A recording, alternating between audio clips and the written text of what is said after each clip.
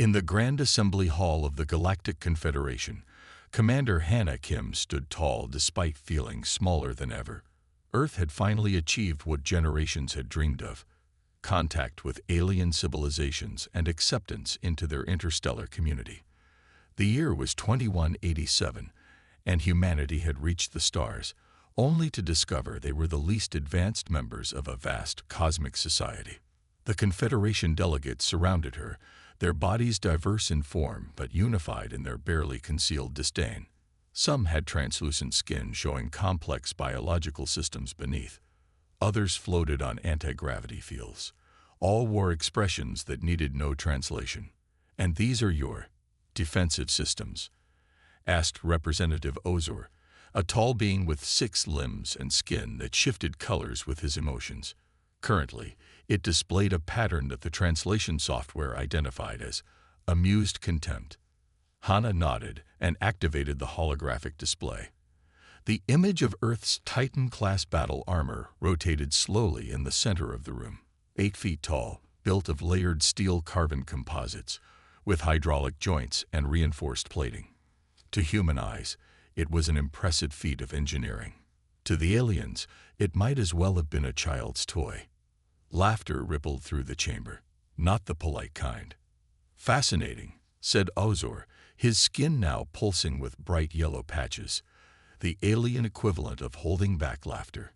"You actually encase your warriors in metal, like medieval knights." A delegate with features like a praying mantis leaned toward another with glowing blue tendrils.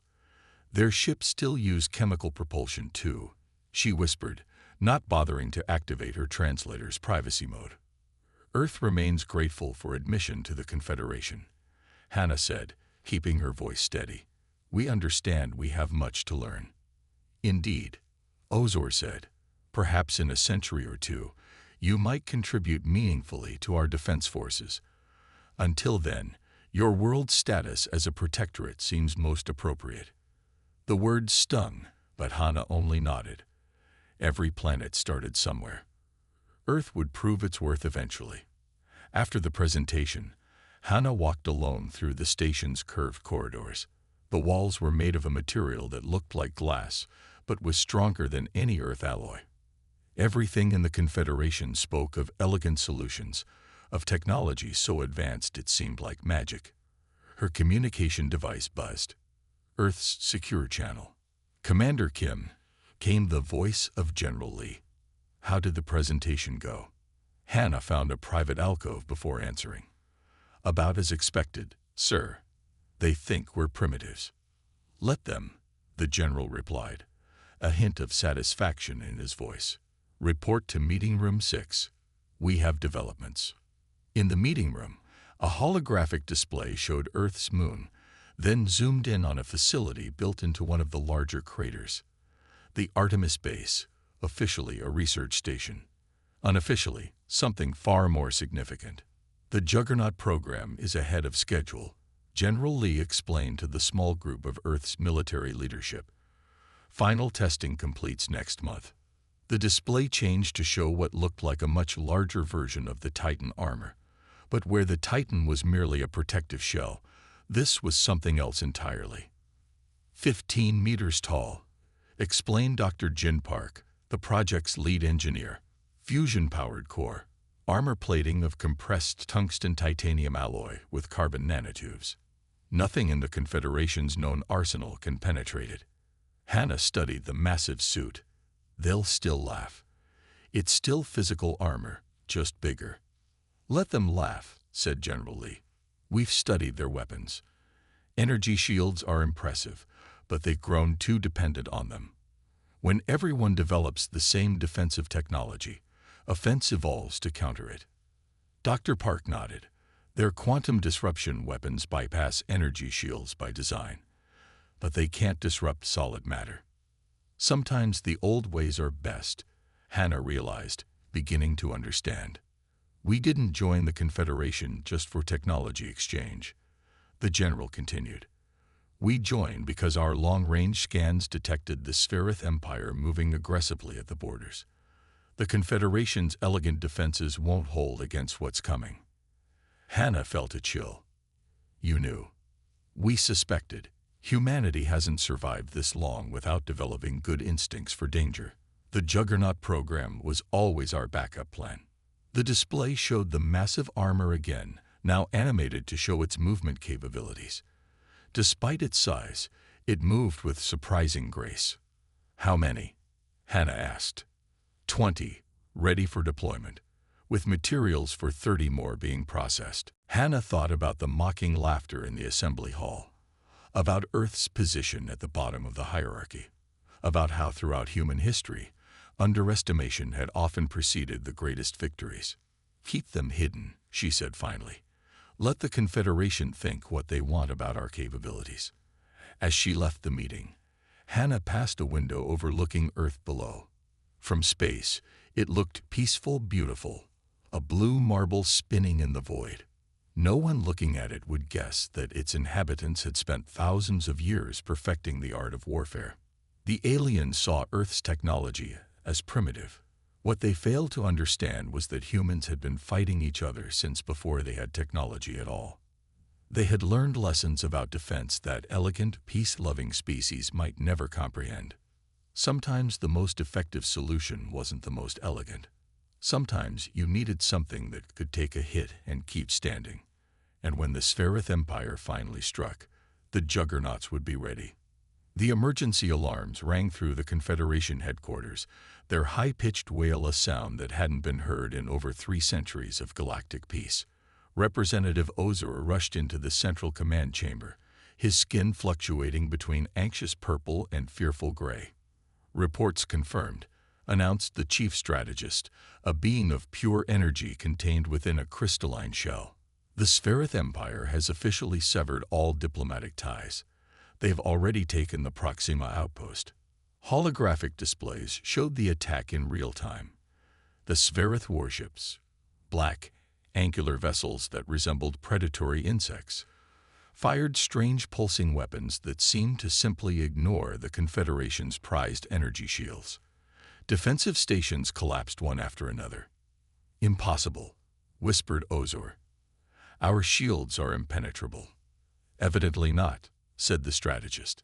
Analysis suggests quantum disruption technology. They're not breaking through our shields. They're bypassing them entirely. Back on Earth, Commander Hannah Kim watched the same footage with General Lee and Colonel Jun Park in the underground military headquarters beneath Seoul. It's happening exactly as we predicted, General Lee said grimly. The Sferith waited until they had a perfect counter to Confederation defenses.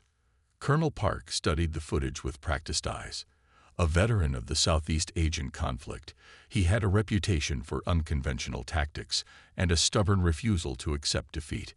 Quantum disruption only works on energy fields, he noted. It passes through, but still has to deal with whatever's behind the shield. Exactly, said General Lee. The Confederation has no whatever's behind the shield. They've relied on energy barriers so long they've forgotten the value of armor. How many worlds have fallen? Hannah asked. 3 border systems already. The Confederation is mobilizing their fleet. But General Lee's voice trailed off. But they're not equipped for this fight, Colonel Park finished. The general nodded. The Confederation has formally requested assistance from all member worlds. They're expecting us to contribute resources, perhaps some of our quaint Titan armor for non-critical positions. What they don't know is that we're going to save them, said Colonel Park with quiet confidence. 3 days later, in the dark of space above Luna, Earth's first true interstellar military transport prepared for departure. The massive ship, named the ESS Thermopylae, had been built in secret alongside the Juggernaut program. Within its hold stood 20 Juggernaut units, each 15 meters tall, their armor gleaming under the cargo bay lights. Colonel Park walked among them for a final inspection. Each represented the pinnacle of Earth's defensive technology, not elegant or beautiful like Confederation designs, but formidable in a way the galaxy had forgotten. Colonel, called a technician, final systems, check complete. All Juggernauts at 100% operational capacity. Park nodded. Prepare for deployment. In the ship's command center, Park joined his team of pilots and operators, all veterans like himself, chosen for their experience and adaptability. On the main screen, a message from Earth Command displayed the coordinates of their destination, the Arcturus system, where the Confederation was desperately trying to halt the Sferith advance. "You all know what we're doing," Park addressed his team. "The Confederation thinks we're bringing supplies and a few Titan suits to help with evacuation. They have no idea what we're really capable of." A young lieutenant raised her hand. "Sir, are we really keeping the Juggernaut's secret from our allies?" "Only until the right moment," Park explained. "Sometimes advantage comes from surprise, even to your friends." The Thermopylae departed Luna's orbit, its experimental drive engaging as it accelerated toward the darkness between stars. Meanwhile, in the Arcturus system, the situation deteriorated hourly. The Confederation's elegant warships, with their streamlined designs and advanced energy weapons, found themselves outmatched by Sferith brutality. The invaders' ships absorbed damage, regenerated, and pressed forward relentlessly. In the command center of the Confederation flagship Eternal Light, Representative Ozor watched another defensive position fall. "We need to evacuate the civilian population," advised his military commander. "Our forces can't hold the line." "Reinforcements are coming," Ozor insisted, though his skin had faded to a pale, hopeless blue. "All member worlds are sending support." "Even Earth?" someone asked with clear skepticism. "Yes," Ozor replied, "though I wouldn't expect much. They're still using physical armor and projectile weapons. Perhaps they can help with civilian evacuations while real warships handle the fighting." The communication officer interrupted. "Sir, we're detecting an unknown ship entering the system. It's showing Earth identification codes." "Already?" Ozor seemed surprised. "They must have been closer than we thought." The ESS Thermopylae approached the battle zone cautiously, observing the chaos from a distance. Colonel Park stood on the bridge, watching the Sferith methodically destroying the Confederation's beautiful but ineffective ships. "They're being slaughtered," he observed. "The Confederation never prepared for an enemy that could bypass their shields." His executive officer nodded grimly. "And the Sferith know it. Look how they're not even bothering with evasive maneuvers." Park's eyes narrowed. "Overconfidence. That's what we'll use against them." He turned to his communications officer. "Contact the Confederation flagship. Tell them Earth has arrived to assist, in our own way." Representative Ozor was confused when he received the message from the Earth vessel. "They want deployment coordinates for their Juggernauts. I'm not familiar with this term." His military advisor shrugged. "Probably their name for those primitive armored suits. Put them on evacuation duty at the central colony." "Negative," came the reply from the Thermopylae. "The Juggernauts are combat units. We're deploying directly to the front line." Before Ozor could object, the Earth ship accelerated toward the heart of the battle, where Sferith forces were overwhelming a Confederation outpost. "What are they doing?" Ozor gasped. "They'll be destroyed." Colonel Park stood in the deployment bay, now wearing the Neuralink suit that would connect him to his Juggernaut. Around him, 19 other pilots did the same. "Remember," he told them, "we're not just fighting for Earth today. We're fighting for the galaxy. And we're going to show them what humans can do." The bay doors opened to the stars, and the Juggernauts stepped into space. The Confederation command ship Eternal Light shuddered as another Sferith blast struck its failing shields. On the bridge, chaos reigned.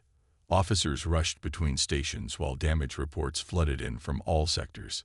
"Shields at 12%, called out a sensor officer, her voice cracking with stress. Representative Ozor gripped the edge of the command table, his skin now a sickly gray-green of fear and defeat. Around him, the holographic display showed the grim reality. The Confederation fleet was failing. Elegant ships designed for peace first and combat second were being torn apart by the ruthless Sferith vessels. "The colony on Proxima IV still has 30,000 civilians," reported the communications officer. Evacuation is only at 40%. Ozor closed his eyes. They were going to lose this system, just like they'd lost the previous three. The Sverith quantum disruption weapons simply made the Confederation's defensive technology useless. Without their advanced shields, their ships were beautiful but fragile. "Sir," called the sensor officer suddenly. "Earth transport approaching combat zone." The main screen shifted to show the ESS Thermopylae moving steadily through the debris field of destroyed ships. It was bulky and inelegant by Confederation standards, but it moved with purpose. "What are they doing?" asked Ozor. "They should be at the evacuation points." "They're broadcasting a message," said the communications officer. She tapped her console, and Colonel Jun Park's voice filled the bridge. "Confederation Command, this is Colonel Park of Earth Forces. We are deploying combat units to engage Sterith forces directly. Request you hold position and observe." A murmur of disbelief spread through the bridge. "They're mad," whispered Ozor's chief military advisor. "Their primitive armor will be vaporized in seconds." Ozor tapped the communication link. "Colonel Park, this is Representative Ozor. We appreciate Earth's courage, but your units cannot withstand Sterith weapons. Fall back to evacuation duty as assigned." There was a brief pause before Park's voice returned, calm and confident. "With respect, Representative, that's not going to happen. You've never seen what a Juggernaut can do." The communication cut off. On the tactical display, the Earth transport opened its massive bay doors. "Magnify image," ordered Ozor. The screen zoomed in, and the bridge crew fell silent. Instead of the 8-foot Titan armors they expected, something else entirely emerged from the Earthship. Enormous mechanized suits, easily 15 meters tall, moved with surprising grace into open space. Their armor gleamed dully, made of some dense material that seemed to absorb light rather than reflect it. Each carried what looked like oversized versions of ancient human weapons, rail guns, missile launchers, and what appeared to be energy weapons of Earth design. "What are those?" Ozor breathed. No one had an answer. The Juggernauts moved in formation toward the nearest Sterith attack group, 5 predatory ships that had just destroyed a Confederation cruiser. The Sverith, sensing new targets, turned their attention to the strange newcomers. The lead Sverith ship fired its quantum disruption beam, the weapon that had made the Confederation's shields useless. The blue-white energy struck the lead Juggernaut directly in the chest, and nothing happened. The beam dissipated against the physical armor, leaving no mark at all. Inside his Juggernaut, Colonel Park smiled grimly. The theory had been correct. Quantum disruption worked by interfering with energy fields, but against solid matter, it was just light. "Juggernauts, weapons free," Park ordered over the tactical channel. "Show them what Earth can do." The Juggernauts raised their weapons as one. The rail guns fired first, launching projectiles at velocities approaching that of light. The kinetic rounds tore through the first Sterith ship's hull, leaving gaping holes where they passed. Missile barrages followed, targeted precisely at the wounds already created. The first Sterith ship exploded in a brilliant flash. The Confederation bridge crew watched in stunned silence. 2 more Sverith ships converged on a single Juggernaut, firing their full weapons array. Energy beams, plasma torpedoes, and quantum disruptors all struck the massive armored suits simultaneously. When the energy dissipated, the Juggernaut still stood, completely unarmed. It raised its massive arms, each ending in what looked like a primitive cannon, and returned fire. But what emerged wasn't primitive at all. Focused plasma streams, contained and directed with a precision the Confederation hadn't achieved, struck both Sterith ships at their power cores. They detonated almost instantly. "How?" whispered Ozor, his skin shifting to a blue pattern of complete astonishment. "How is this possible?" On the tactical display, the remaining Sverith ships in the sector were attempting to regroup, clearly caught off guard by this unexpected development. The Juggernauts pressed their advantage, moving with surprising speed for such massive constructs. Their varied weapons, a blend of kinetic, explosive, and energy-based systems, tore through the Stereth defenses. Confederation Command.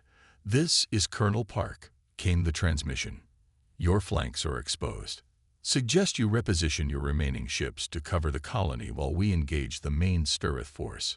Ozor found himself nodding to the tactical officer. Do as he says. As the Confederation ships moved to protect the civilian evacuation, the Juggernauts formed a new pattern, creating a wall between the main Stereth fleet and the colony. On the command ship's screen, they looked like ancient warriors standing against the tide. Massive, implacable, and unexpectedly powerful. We're receiving another transmission from the Earth forces, said the communications officer.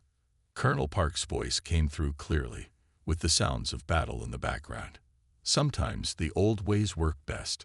A strange feeling swept through the Confederation Command Center, something many of these elegant, advanced beings had never experienced before. It took Ozor a moment to recognize it. Humility. Request direct communication with Colonel Park, Ozor said quietly. When Park's face appeared on screen, he was inside the control center of his Juggernaut, neural links visible at his temples. Sweat beaded on his forehead from the mental exertion of controlling the massive suit. Colonel, Ozor began, his skin now a deep blue of sincere respect. It appears we have much to learn from Earth. Park nodded once, his expression serious but with the faintest hint of satisfaction. We're happy to teach, but first, let's win this battle. He cut the transmission and turned his Juggernaut to face the approaching Stereth reinforcements.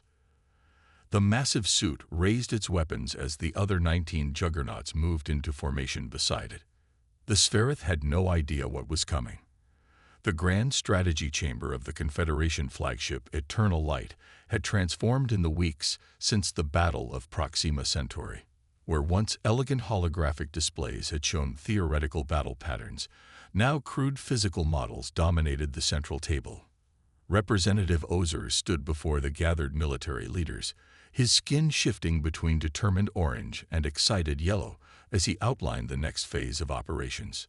The Stereth have fallen back to the Rigel sector, he explained, moving miniature ship models across the table. Our intelligence suggests they're regrouping for a major counterattack. Admiral Hannah Kim, recently promoted from commander after the success at Proxima, studied the tactical layout with practiced eyes. The small human woman looked out of place among the varied alien forms, yet all eyes turned to her when she spoke. They'll expect us to fortify and wait, she said, tapping one particular star system. That's what the Confederation has always done, built beautiful defensive lines and waited for the enemy to break against them. Several of the alien commanders shifted uncomfortably. It was true. So we won't, Hannah continued simply. We'll strike first, here, at their supply depot in the Deneb system. Murmurs filled the room. The Confederation had not launched a preemptive strike in over 3 centuries. With respect, Admiral, said a tall, crystalline being who commanded the Confederation's fastest ships, such aggression is not our way. And that's exactly why it will work, Hannah replied. The Stereth have studied your patterns. They expect elegance and defense. We'll give them Earth-style warfare instead. Messy, direct, and effective. The plan she outlined was unlike anything the Confederation had considered before. The Juggernauts would lead the assault, forming a vanguard that could withstand the Stereth's quantum disruption weapons. Behind them, the Confederation's swift attack ships would dart in to strike precise targets once the Stereth defenses were engaged with the Juggernauts. It's not elegant, Hannah admitted as she finished her presentation. But it will work. Ozor's skin had settled into a thoughtful blue. The Council has authorized me to approve whatever strategy you recommend. Admiral Kim. Earth has earned that trust. 1 week later, the combined Earth Confederation fleet arrived at the edge of the Deneb system. 25 Juggernauts, the original 20 now joined by 5 more completed at the lunar facility, prepared for deployment. Colonel Park stood in the launch bay of the Thermopyla, addressing the pilots before they entered their neural link chambers. "The Sterith haven't seen our full capabilities yet," he told them. "Today, they will. Remember your training. Physical armor is your advantage, but don't get overconfident. They're already adapting their tactics." Inside his own Juggernaut, Park felt the familiar rush as the neural link engaged, connecting his mind to the massive machine. The Juggernaut became an extension of his body, 15 meters of armored destruction that responded to his thoughts as readily as his own limbs. "Juggernauts, deploy," he ordered. The massive bay doors opened, and the armored giants moved out into space, their thrusters leaving blue trails against the blackness. The Confederation ships followed behind, their sleek forms a stark contrast to the bulky Juggernauts. The Sferith detected them almost immediately. Alarm signals flashed across the system as the insectoid ships moved to intercept. But there was something different about their formation. They were spreading out, focusing on flanking movements rather than direct confrontation. "They're adapting," Park noted over the command channel. "They're trying to target our mobility systems." Admiral Kim's voice replied from the Confederation command ship. "As expected. Proceed with Phase 2. The Juggernauts altered their approach, switching to a staggered formation that made flanking more difficult. The lead Juggernauts activated their shield projectors, not energy shields like the Confederation used, but physical barriers of nanomaterial that extended from their armor like ancient Roman formations. Behind this moving wall, the Confederation ships prepared their precision weapons. The first wave of Sferith ships opened fire, their weapons now clearly modified. Instead of the quantum disruption beams that had devastated the Confederation shields but left the Juggernauts untouched, they fired concentrated plasma bursts aimed at the joints and thruster systems of the Earth suits. One Juggernaut took a direct hit to its left knee actuator.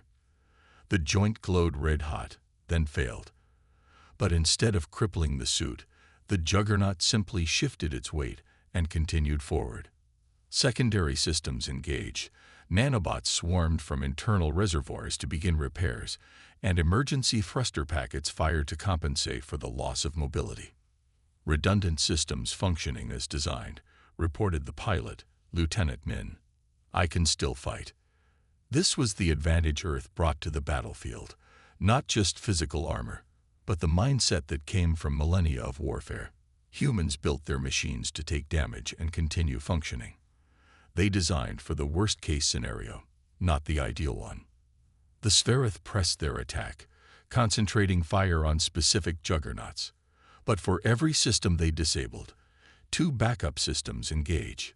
The Earth machines continued their advance, now returning fire with their varied weapons. "Confederation strike teams, you have your opening." Admiral Kim transmitted from the command ship. "Execute precision attacks now." From behind the wall of Juggernauts, the sleek Confederation ships darted forward, using the massive Earth suits as cover. They targeted the Sferith command ships and power relays, their elegant energy weapons striking with surgical precision at the weaknesses identified by Earth's tactical analysis. 2 Sferith command ships exploded simultaneously, throwing the enemy formation into disarray. "Press the advantage," ordered Admiral Kim. "All units, advance." The combined fleet surged forward, the Juggernauts absorbing damage while the Confederation ships struck from behind their protection. It was warfare as Earth had practiced it for centuries. Pragmatic, direct, and ruthlessly effective. In the Confederation command ship, alien leaders watched with a mixture of awe and discomfort as Admiral Kim directed the battle. Her orders were short, clear, and focused on results rather than form. She called for maneuvers that sacrificed elegance for effectiveness, positions that looked chaotic but created tactical advantages.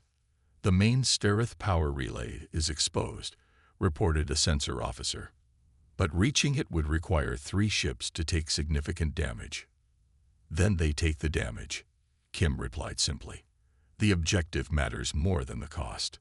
This philosophy shocked many of the Confederation officers, but they couldn't argue with the results.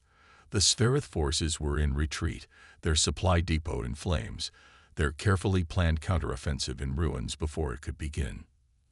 As the battle concluded, Admiral Kim stood on the observation deck of the command ship, watching the Juggernauts perform recovery operations. Despite the battering they had taken, all 25 remained functional. Some showed significant damage: blackened armor, missing limbs, exposed internal systems, but they continued to work with mechanical precision. Representative Ozer joined her, his skin now a respectful deep blue. "Your strategies are effective, Admiral, though they lack the harmony we value in the Confederation." Kim smiled slightly. "War isn't harmonious, Representative. It's brutal and pragmatic. The Sferith understood that. Now we're teaching them that humans understood it first, and better." Ozer nodded slowly. "The Council has approved your request for additional resources. Earth will receive materials to build 50 more Juggernauts." "Good," said Kim, because this was just the beginning. The great hall of the Confederation Assembly sparkled with light reflecting off crystalline walls. Where once Earth's representatives had been seated in the far back corners, now Admiral Hannah Kim walked confidently to the central table. 6 months of continuous victories against the Sferith had changed everything. The Sferith Empire, once the greatest threat the Confederation had faced in millennia, was now in full retreat, their forces broken by the combined might of Juggernaut-led battle groups. Their quantum disruption weapons, which had once seemed unstoppable, were now just another problem that human ingenuity had solved. As Admiral Kim took her seat, she noted the changed expressions on the alien faces around her. Gone was the condescension, the barely hidden amusement at humanity's primitive technology. In its place was something new: respect. "The Council recognizes Admiral Kim of Earth," announced the High Representative, a being of pure energy whose voice resonated through the chamber. "The Admiral will present the final battle assessment." Kim activated the holographic display, showing the Sferith retreat from their last stronghold in Confederation space. The massive Juggernauts, now numbering over 100, had led the assault, their impossibly dense armor allowing them to walk unharmed through fields of enemy fire. Behind them, Confederation ships had delivered the precision strikes that ultimately broke the Sferith will to fight. "The enemy has withdrawn beyond the sickness boundary," Kim reported. "Their leadership has sent formal surrender terms, which have been transmitted to the Council for review." Murmurs of approval filled the hall. 6 months ago, such an outcome had seemed impossible. "Admiral," called out a representative from one of the oldest Confederation species, "the Council wishes to formally acknowledge Earth's contribution to this victory. Without your Juggernaut program, we would have faced certain defeat." Kim nodded once, accepting the praise with the simple dignity that had become a hallmark of Earth's new status in the Confederation. "The Council has unanimously approved the establishment of a Joint Defense Academy," continued the High Representative. "Earth will lead the training programs, sharing your unique military philosophies with all Confederation species." This was a victory perhaps greater than any battlefield success. Earth's approach to warfare, practical, adaptable, focused on resilience rather than elegance, would now shape the defense policies of 1,000 worlds. Later, Admiral Kim stood on the observation deck of the Confederation flagship, watching a joint training exercise in the void of space. Juggernauts moved in formation with sleek alien vessels, practicing the combined tactics that had proven so effective against the Sferith. Lieutenant Tali, her aide since the beginning of the conflict, joined her at the viewport. "The Protean delegation has arrived, Admiral. They've brought rare metals for the new Juggernaut production facilities." Kim nodded. Another species that once thought us primitive, now eager to contribute to our outdated technology. In the space beyond the viewport, a new type of Juggernaut performed maneuvers, this one incorporating Confederation energy technology into its physical armor systems. It was the first of many planned hybrids, combining Earth's practical approach with alien technological sophistication. "They laughed at our armor," Kim said quietly, "until they needed it. That's always been humanity's strength. We build what works, not what looks impressive." Lee smiled. The Sverith aren't laughing now. No, agreed Kim. Neither is anyone else. On the main engineering deck, Colonel Jun Park supervised the integration of new technologies into the next generation of juggernauts. Scientists and engineers from a dozen alien species worked alongside humans, their diverse physiologies requiring special accommodations, but their brilliant minds all focused on the same goal. The thermal regulation system needs adjustment, noted a crystalline being whose species evolved on a world of perpetual ice. Your human pilots generate excessive heat during neural linking. Park nodded. Good observation. Let's implement cooling channels through the inner layer. This collaborative approach was something new for the Confederation, whose species had historically developed technologies in isolation before sharing the finished products. Earth's military tradition of field modifications and continuous improvement was changing how the entire Confederation approached research and development. In another section of the station, Representative Ozer led a group of young diplomatic trainees on a tour of Earth's military history exhibition. His skin shifted through patterns of green wonder and blue respect as he guided them through displays, showing humanity's long and complicated relationship with warfare. Notice, he told them, gesturing toward ancient Greek hoplite armor displayed alongside medieval plate mail and modern composite protection, how humans have always balanced innovation with proven techniques. They never abandoned physical armor even as they developed energy weapons. The young diplomats studied the displays with newfound appreciation. One of them, a being composed primarily of light, raised an appendage. Is it true that humans were fighting each other until just a century before joining the Confederation? Yes, confirmed Ozor. A fact we once found primitive and disturbing. Now we understand it prepared them for threats we could not have faced alone. In the diplomatic chambers of the Confederation Council, Earth's new permanent representative, Dr. Jin Park, presented a proposal for reorganizing the Confederation's defensive strategy. The Sverith may be defeated, she explained to the assembled council, but they are not the only threat in our galaxy. We must prepare for future challenges by maintaining both our elegant technologies and our practical defenses. The council members, representatives of the oldest and most advanced civilizations in known space, listened with rapt attention. At the conclusion of her presentation, they voted unanimously to adopt Earth's proposed defensive doctrine as the foundation of Confederation policy. Back on the observation deck, Admiral Kim received the news with quiet satisfaction. She remembered standing in that same assembly hall less than a year earlier, enduring the barely concealed mockery as she presented Earth's primitive Titan armor. Now Earth sat at the center of Confederation decision-making, its approach to defense reshaping the policies of 1,000 worlds. Its juggernauts had become the symbol of a new era in galactic security. Admiral, called Lieutenant Lee, returning to the deck, the Council has approved your recommendation for the next Juggernaut deployment. They'll be stationed at the outer boundaries as a deterrent against any future threats. Kim nodded. And the training program for alien pilots. Beginning next week, we have volunteers from 28 species. In the vast darkness beyond the viewport, a formation of juggernauts completed their training maneuvers, their massive forms moving with surprising grace through the void. Their armor gleamed dully in the light of distant stars. Not beautiful or elegant by Confederation standards, but unquestionably effective. And in the new Confederation, effectiveness was what mattered most. Sometimes, Kim said softly, watching the juggernauts return to their carrier ships, the old ways really are best.